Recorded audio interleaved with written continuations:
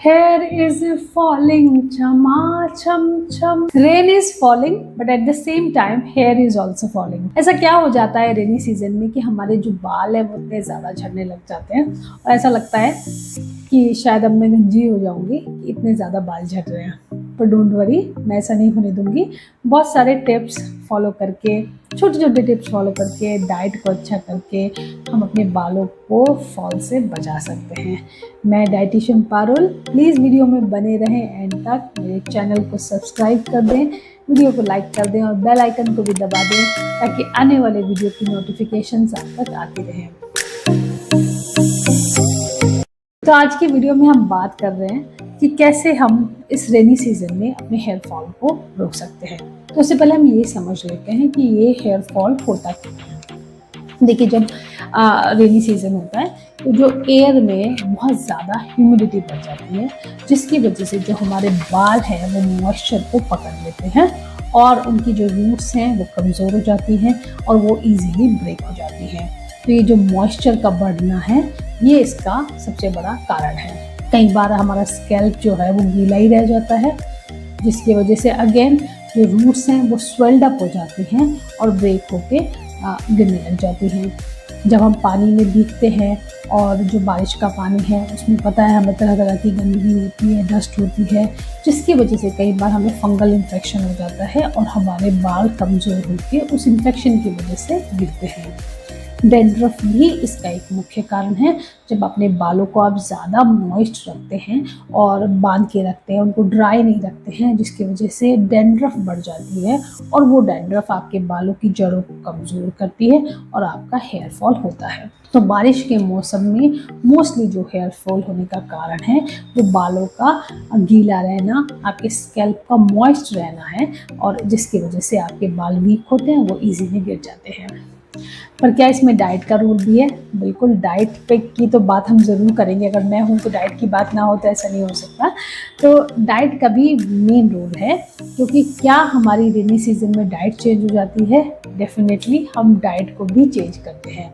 जब rainy season आता है तो हम ज़्यादा पकौड़े खाते हैं, ज़्यादा चाय पीते हैं, कॉफ़ी पीते हैं, तली हुई चीज़ों का सेवन बढ़ जाता है।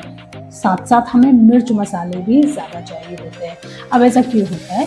क्योंकि इस सीज़न में नेचुरल जो एक स्ट्रेस है वो बढ़ता ही है, और जब स्ट्रेस बढ़ता है तो जिसकी वजह से हमें ये सादा जो खाना हम खाते हैं उसका खाने का कम मन करता है, और ये चटपटा खाना खाने का, बाहर का खाना, जंक फूड खाने का, जो तला हुआ है स्पेशली, उसका खाना खाने का हमारा मन ज़्यादा करता है। जब हम ज़्यादा ऐसा खाना खाते हैं तो डेफिनेटली हम न्यूट्रिशन को तो कम कर ही रहे हैं, लेकिन ज़्यादा चाय पीने से हमारे जो फर्दर न्यूट्रिशन का जो एब्जॉर्प्शन है, जो थोड़ा बहुत न्यूट्रिशन हमें और खाने से मिल रहा है, हम उसके एब्जॉर्प्शन को भी चाय पी के कम कर देते हैं, जिसकी वजह से बालों तक न्यूट्रिशन नहीं पहुंचता और वो कमज़ोर होकर टूटने लग जाते हैं। तो डाइट का भी बहुत इम्पॉर्टेंट रोल है। साथ के साथ जैसे कि मैंने पहले भी बताया, हम बालों को इसमें हमें ड्राई रखना है, बहुत इम्पॉर्टेंट है। हम कई बार जब एक्सरसाइज भी करते हैं, आपने देखा है एक्सरसाइज करते हुए हम बालों को बांध लेते हैं टाइटली और हमें पसीना आता है, स्वेट आता है और वो हमारे बालों में ही रहता है। हमारी एक्सरसाइज भी हो जाती है, उसके बाद हम अपने बालों को कई बार ड्राई करना भूल जाते हैं और उस स्वेट की वजह से बाल कमज़ोर होते हैं और आसानी से गिरते हैं। अगर ऐसा हम रोज़ इस तरह की हमारी प्रैक्टिस है तो हमें उस पर भी ध्यान देना बहुत ज़रूरी है। इसके साथ साथ कई सारे जो स्टाइलिंग के हम टूल्स यूज़ करते हैं बालों के लिए, जैसे कि हम ड्रायर यूज़ करते हैं, आयनिंग मशीन बालों पर ज़्यादा लगाते हैं, तो इससे भी बाल ब्रिटल होकर हमारे आसानी से टूटते हैं। कई सारे जेल्स और इस तरह के स्टाइलिंग क्रीम हम बालों में लगाते हैं जो बालों के लिए बिल्कुल अच्छी नहीं है, तो हमें उनको भी अवॉइड करना चाहिए।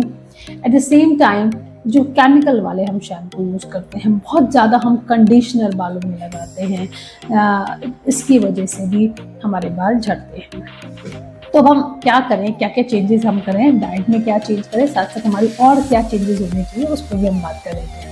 देखिए, सबसे पहले जो डाइट है बहुत इम्पॉर्टेंट है।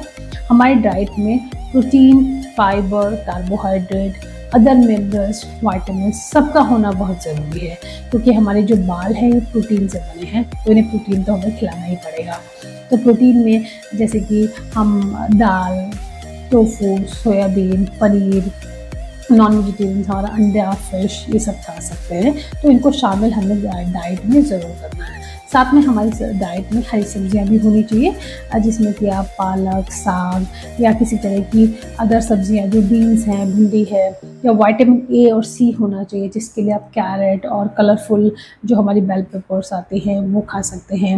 विटामिन सी के लिए आप टमाटर, नींबू खा सकते हैं। तो इस तरह से ये भी डाइट में होना बहुत इम्पोर्टेंट है। आप फल भी खा सकते हैं, फल से भी हमें बहुत सारे विटामिन और मिनरल्स मिलते हैं, तो ये भी बालों के लिए बहुत ज़रूरी है। साथ साथ हमारी डाइट में गुड फैट भी होना चाहिए, जैसे कि ओमेगा 3 फैटी एसिड जो हमें नट्स से मिलता है। वॉलनट्स खा सकते हैं हम, बादाम खा सकते हैं, और फ्लैक्स सीड्स का भी इस्तेमाल कर सकते हैं, जो कि बालों के लिए बहुत अच्छी हैं। आप चाहे तो फ्लैक्स सीड को आप दही में डाल के खा सकते हैं, या किसी सब्जी में भी डाल के खा सकते हैं, और उस फ्लैक्स सीड के पाउडर को आप सिर में लगा भी सकते हैं। तो वो दोनों तरह से आपको बहुत अच्छा मॉइस्ट भी करेगा और आपको न्यूट्रिशन भी देगा। तो इस तरह से हमारे डाइट में गुड फैट भी होना ज़रूरी है।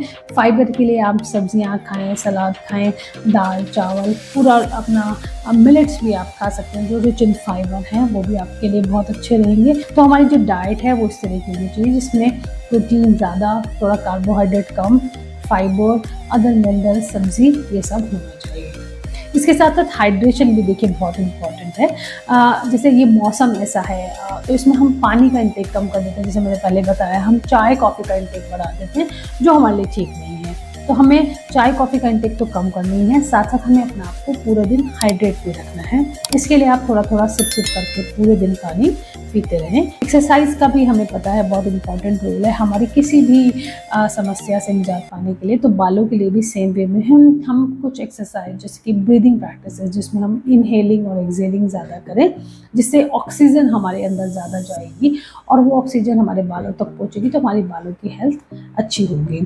साथ में कुछ ऐसे आसन जिसमें कि आपके फॉरवर्ड बेंडिंग हो, आपका जो सिर है वो नीचे की तरफ जाए, ताकि जो आपका ब्लड का सर्कुलेशन है वो बेटर हो सके और आपकी हेल्थ भी बालों की अच्छी हो सके। जैसे कि अर्ध शीर्षासन या शीर्षासन या फिर कोई भी फॉरवर्ड बेंडिंग वाले पोज आपको ज़रूर इसमें ट्राई करने चाहिए। आप बालों को कॉम्बिंग उनकी अच्छे से करें, जिसके लिए आप वाइड जो आपके कॉम्ब होते हैं जिस कंघे के, वो वाला इस्तेमाल करें, जिससे आपके बाल ज़्यादा फंसेंगे नहीं, उलझेंगे नहीं और वो कम टूटेंगे। बालों के लिए ब्लड सर्कुलेशन के लिए आप उसमें हॉट ऑयल की मसाज भी हल्के हल्के हाथों से कर सकते हैं, उससे भी आपका ब्लड सर्कुलेशन बेटर होता है। ऑयलिंग के साथ साथ जब हम कॉम्बिंग भी हम कई बार करते हैं, तो हम हमेशा कॉम्ब इस तरह से करते हैं। तो हम रात को सोने से पहले या किसी भी टाइम जब भी आपको कंफर्टेबल है, आप बालों को अपने सिर को नीचे करके पूरा आप ऐसे उल्टी तरफ से भी कॉम्ब कर सकते हैं। तो इससे भी आपके ब्लड सर्कुलेशन आपका बेटर होता है और आपकी हेयर की हेल्थ अच्छी होती है। तो ये सब चीज़ अगर हम छोटे छोटे टिप्स पर हम ध्यान देंगे, अपने बालों को ड्राई रखेंगे, उनको मॉइस्चर से बचाएंगे, तो आप देखेंगे कुछ दिनों में आपके इस बारिश के मौसम में भी आपके जो बाल हैं वो नहीं झड़ेंगे। आशा करती हूँ आज का वीडियो आपको अच्छा लगा होगा, और अगर इस बारिश के मौसम में आपको लग रहा है आपके भी बाल झड़ रहे हैं, तो मुझे कमेंट करके ज़रूर बताइएगा। मैं आपके सवाल का जवाब ज़रूर दूँगी। और छोटे छोटे टिप्स हैं जो मैंने आपके साथ शेयर किए हैं, उनको फॉलो कीजिएगा, और आप देखेंगे कि इस बारिश के मौसम में भी कैसे आप इस हेयर फॉल को ईजीली कंट्रोल कर सकते हैं। तो इन टिप्स को फॉलो कीजिए और बारिश के मौसम में भी अपने बालों को हेल्दी रखिए। Till then, stay healthy.